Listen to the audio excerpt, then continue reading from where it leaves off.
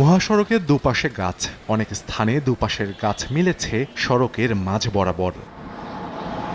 বন বিভাগের তথ্য মতে ঝালকাঠির ১২০০ কিলোমিটার দীর্ঘ বিভিন্ন সড়ক মহাসড়কের দুপাশে অন্তত ১২,০০০ গাছ রয়েছে, যার বেশিরভাগই বয়স্ক।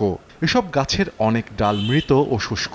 বিদ্যুতের তারও টানা হয়েছে গাছের মাঝ দিয়ে।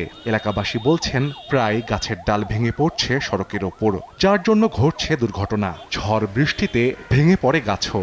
এসব দুর্ঘটনায় হচ্ছে প্রাণহানিও। শীঘ্রই ব্যবস্থা নিতে বন বিভাগের কাছে দাবি জানিয়েছেন জেলাবাসী। সড়কে বড় বড় গাছগুলো রয়েছে, পাশে কিন্তু গাড়ি ঘোড়া যানবাহন চলতে যথেষ্ট সমস্যা হয়।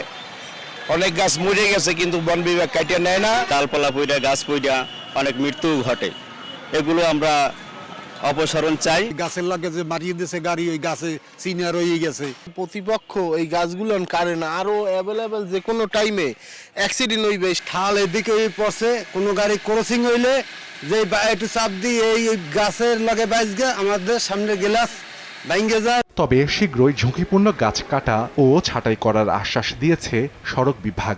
ইতিমধ্যে বন বিভাগকে চিঠির মাধ্যমে অবহিত করেছি এবং তারা ইতিমধ্যে রাজাপুর অংশে নৈকাঠি থেকে সাতুরিয়া অংশে ঝুঁকিপূর্ণ গাছসমূহ কর্তন করেছে এবং অবশিষ্ট অংশে ঝুঁকিপূর্ণ গাছসমূহ কর্তনের প্রক্রিয়াটি বন বিভাগের মাধ্যমে প্রক্রিয়াধীন রয়েছে। স্থানীয় প্রশাসনের তথ্য মতে গত ৩ বছরে ঝালকাঠির বিভিন্ন সড়ক মহাসড়কে ঝড় বৃষ্টিতে যানবাহনের ওপর গাছ ও ডালপালা ভেঙে পড়ে ১০টির বেশি দুর্ঘটনা ঘটেছে। সময় সংবাদ, ঝালকাঠি।